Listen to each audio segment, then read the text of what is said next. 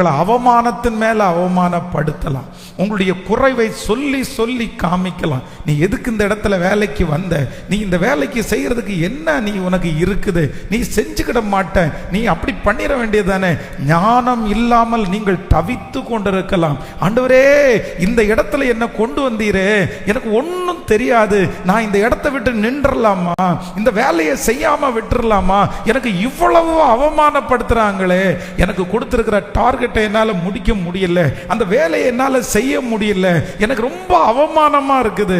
ஆனா ஆண்டவர் வாக்கு கொடுக்கிறார், எந்த இடத்திலே நீங்கள் அவமானப்படுகிறீர்களோ அந்த இடத்திலே வேலை செய்யுங்கள், அந்த இடத்திலே கிரியை செய்யுங்கள்.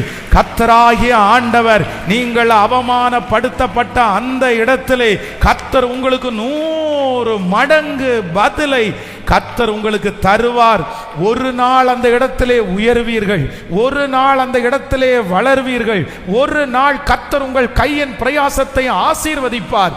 அப்பொழுது உங்கள் தலையின் மேல் இருக்கிற அவமானம் மறக்கப்பட்டு உங்களை ஞானி என்று எண்ணுகிற ஒரு நாள் வரும் என்று நான் நம்புகிறேன். கரங்களை தட்டி முழு பலத்தோடு அவரை போல ஒருவருமே இல்லை. ஹல்லேலூயா. எந்த இடத்துல ஒரு தேவனுடைய பிள்ளை கிரியை செய்யணும்னா அவமானப்படுத்தப்படுகிற இடத்துல தான் கிரியை செய்யணும். சில நேரத்தில் நமக்கு ஏதாவது ஒரு அவமானம்னு ஒன்று வந்துச்சுன்னா நம்ம அந்த இடத்துல என்ன பண்ண மாட்டோம்னா இருக்கணும்னு நம்ம நினைக்க மாட்டோம், வேண்டான்னு நமக்கு தோணும். எதுக்கு இந்த இடத்துல இருக்கணும், இவ்வளவு அவமானப்பட்டு இந்த வேலை செய்ய தேவையா, இவ்வளவு அவமானப்பட்டு நமக்கு எதுக்கு செய்யணும், செய்ய வேண்டியதில்லை, வேண்டாம் நான் விட்டுருவேன், இவ்வளவு அவமானத்தோட நான் இந்த இடத்துல கடக்க மாட்டேன், என்ன வித்தியாசமா பார்க்கறாங்க, என்ன அப்படியெல்லாம் நினைக்கிறாங்க. நான் அவமானப்பட்ட அந்த இடத்திலேயே நான் தொடர்ந்து ஓடுவேன், அந்த தெருவிலே நான் தொடர்ந்து ஓடுவேன், அந்த வேலையில நான் தொடர்ந்து ஓடுவேன்.